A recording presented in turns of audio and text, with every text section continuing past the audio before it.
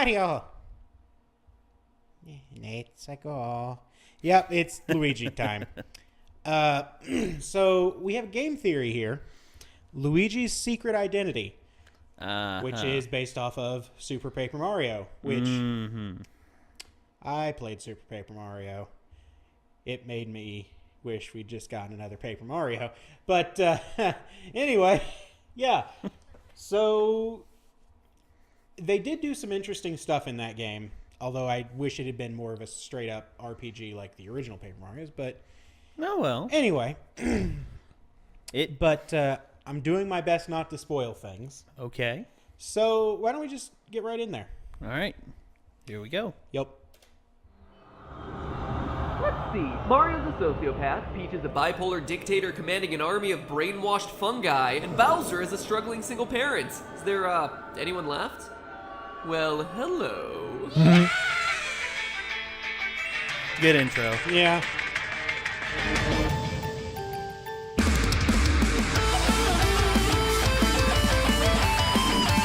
Yeah, the intro has stepped up. Hello, Internet! Welcome to Game Theory, where today you're gonna learn how you've been brainwashed without even knowing it. But more on that later. At this point, you'd think we'd be able to just leave the Mario franchise alone. I mean, is no corner of the Mushroom Kingdom sacred? No, it's not. And let's face it, if my Mario theories have shown us anything, it's that Luigi is probably the best of the bunch. Although most of the 160 plus games he's appeared in have kept him in the background. Yeah, 160. I was surprised too. When he's not there to just fill out the doubles for Mario's tennis games or ride in the back of Mario's carts, we get the sense that he's an awesome guy. Sure, he may be a coward, but even in the face of fear, he still gets the job done. He clearly loves, admires, and respects his brother, as we see countless times throughout the series, specifically on Star Hill in Super Mario RPG and from his journal in Paper Mario. I mean, the guy's willing to suffer through haunted mansions and horrendous spin-off titles whenever Mario goes missing, and he's even been known to cry tears of joy when he successfully saves his brother. He's just cool, more psychologically deep than pretty much any other character in this franchise, with fears, hopes, dreams, wishes, and let's face it, he wears green. Game Theory's color is also green, match made in heaven. I kinda like the guy. You know what? It's long past time that we give Luigi some well-deserved love. And yet,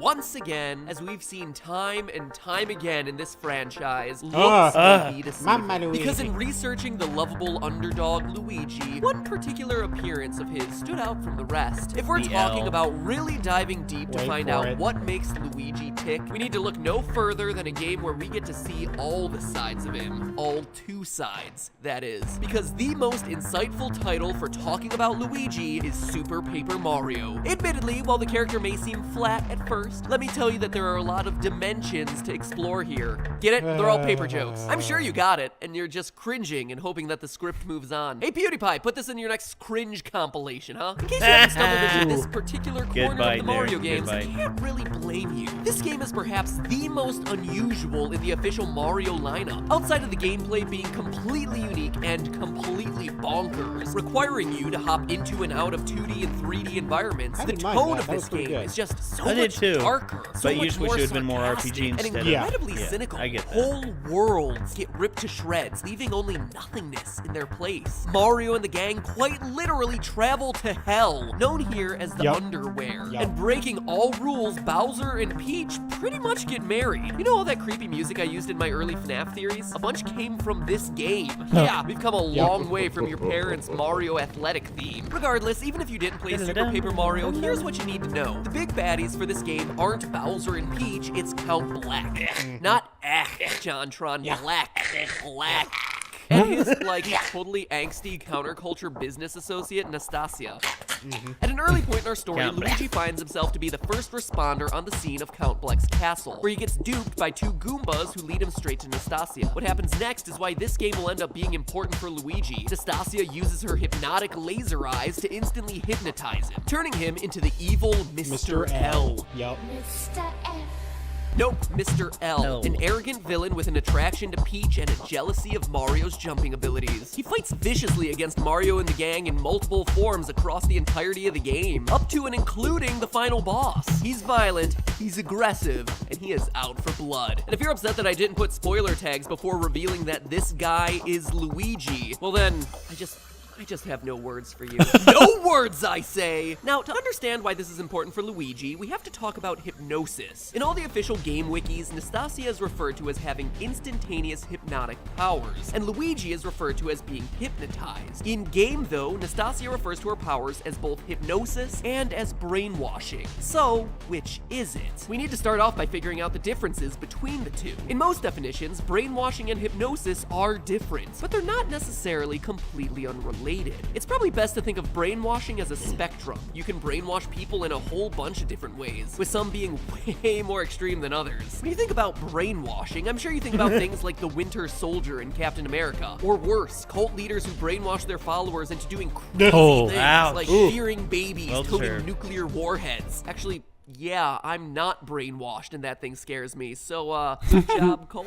Anyway, there are three major types of brainwashing that exist: educational, persuasive, and suggestive, with hypnosis being one of those stops on the spectrum. The most extreme type of brainwashing is known as the education method, and it's the kind of stuff that you see in the movies and most associate with the concept of brainwashing. These are your Winter Soldiers or COD Black Ops styles of mind control, where torture and isolation are working to alter the way the mind feels and thinks. As a result, it's the only type of brainwashing that literally reprograms the concepts of right and wrong in the human brain. It takes weeks, oftentimes months, for someone to be affected by the educational method, which is why cults indoctrinate people over the course of years until they're finally ready to ask them to drink the Kool-Aid. Literally. One of the most famous cases of this kind of brainwashing is the Patty Hearst case. In case you don't know this one, 19-year-old Patty Hearst was kidnapped by the Symbionese Liberation Army in 1974. After she was kidnapped, she was left in a closet for weeks on end with nothing but Liberation Army pamphlets. Every time they let her out of the closet, they talked to her about politics, threatening to kill her, until one day she announced that she wanted to join their cause. After that, she became one of the most vocal representatives of the Symbionese Liberation Army. She even changed her name to Tanya before robbing a bank, kidnapping 2 people, and even building bombs to help murder police officers. And this wasn't an act to make nice with her captors. She never attempted to escape and even went to prison for her actions as a member of the army. So you can see that the educational method is pretty scary, but it's also pretty hard to pull off. For example, during the Korean War, North Korea tried to re-educate tens of thousands of South Korean and American prisoners of war in special camps designed to brainwash prisoners into being sympathetic to the North Korean cause. At the end of the war, though, only a few hundred POWs, including only 21 Americans, were reported to have voluntarily remained loyal to North Korea. Long story short, this kind of brainwashing is not what we're seeing in Super Paper Mario. This takes years and usually involves extreme physical and mental torture. What we see happen in the game is practically instantaneous. Nastasia barely has to blink her laser eyes to change Luigi into Mr. L. It's not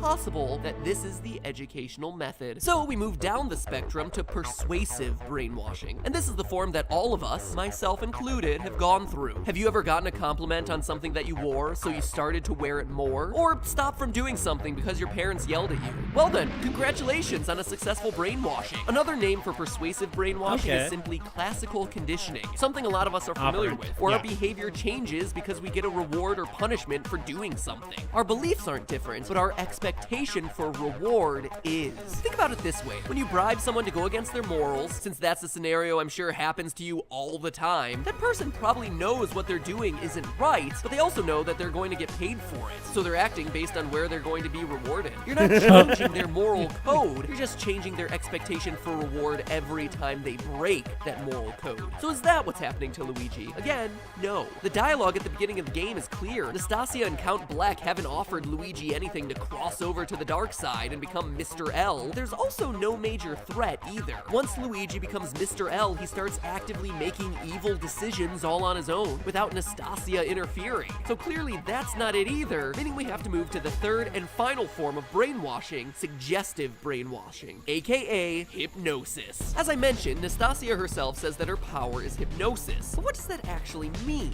Personally, I always thought that hypnosis was just a magic trick. There are plenty of people out there, though, who practice hypnosis as a profession, and they'll tell you a much different story. According to statistics from the Society of Clinical Hypnosis, hypnosis is a state of selective, focused attention, and about 85% of people can achieve some kind of hypnotic state. But still, this is all just a bunch of malarkey, right? Well, no. Last month, I went to a YouTube event in New York where Jacksepticeye and I happened to win a taco challenge judged by the world-renowned chef, Rachel Ray. Sorry, I had no other opportunity to really brag about that, so I figured I'd shove it in here. But more to the point, at this event, we got to see a real hypnosis demonstration done on YouTubers who I know and am personal friends with. And let me tell you, these guys weren't acting. And of course, because it happened to YouTubers, duh, it's all over YouTube. Cue the clip. At first, it starts out fine. The hypnotist just asks them to relax. That's nice. Then they start falling over. Then they start licking ice cream, aggressively. And then there come the cows, that of course have to be milked, enthusiastically. Joey's name gets switched to E-I-E-I-O and Fousey2 becomes a fairy. It was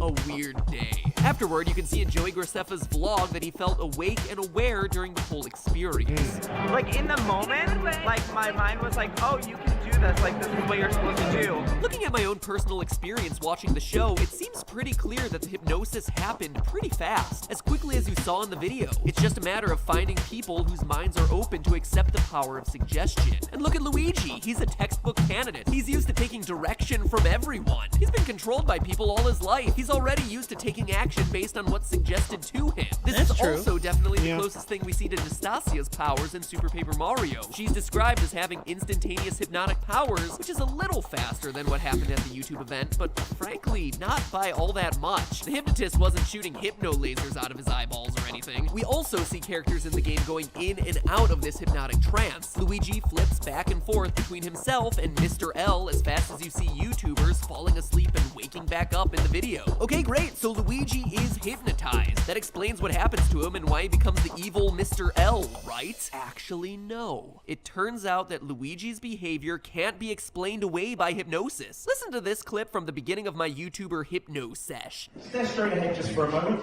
I'll count to 3, but not before. When I do reach 3, all you have to do is just close your eyes. That's all I'm going to ask you to do.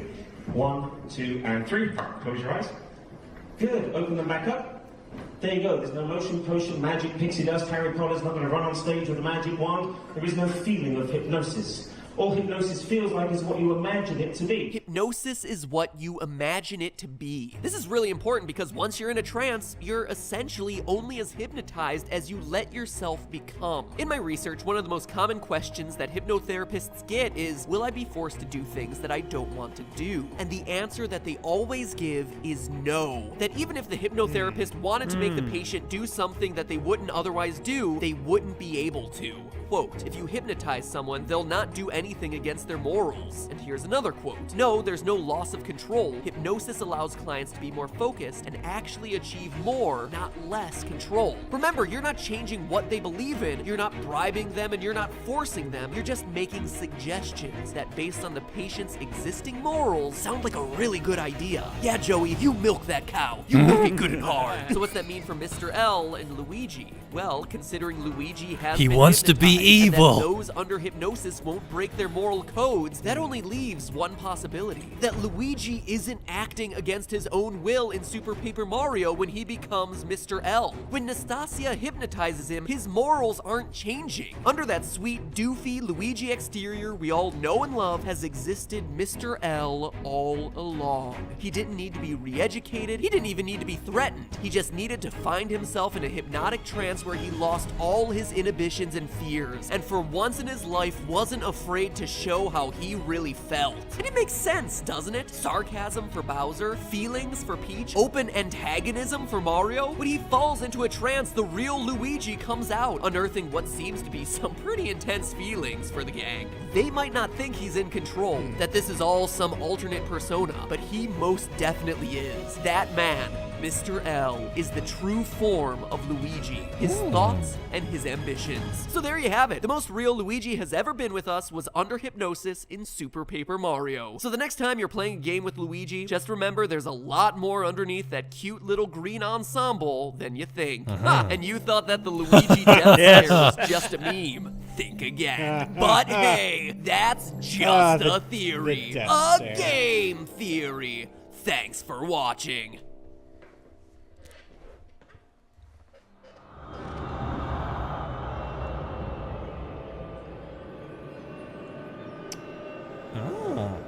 Well, He didn't have Toad hanging up on the wall. No. That's strange. So, I've said it before, and I'll say it again. There are some cases where I don't think MatPat's logic lines up. However, this time, his research seems to be pretty sound. Mm-hmm. Well, you saw in Luigi's diary what it said. Mm-hmm. I've always been jealous of my brother. Well, I mean that sort of makes sense. I mean, dude has been second fiddle his whole life, whether he likes it or not. So, in some ways, it sort of makes sense. Yeah, it But, does. Honestly, I'm just really blown away by just the detail that he goes into with his research and everything. I mean, and he's right about Luigi, being open to suggestion. I mean, he doesn't know anything to EGAD. It's true. He walked in there in the first game. I was like, oh hey, yeah, I need some help. Let's get you out of here. All right, I'm putting this vacuum cleaner on you. Go save the world. Okay. Yeah, I mean, he doesn't owe anything to EGAD. He was like, I'm gonna go save my brother. Yeah. Which says something. But in the second game, he, there's no threat of his brother being kidnapped or anything. In fact, actually, EGAD sort of kidnaps him. Yeah. In the opening, so it's like, yeah, you're gonna help me again because I don't really have anybody else I don't have anybody else on speed dial. So yep.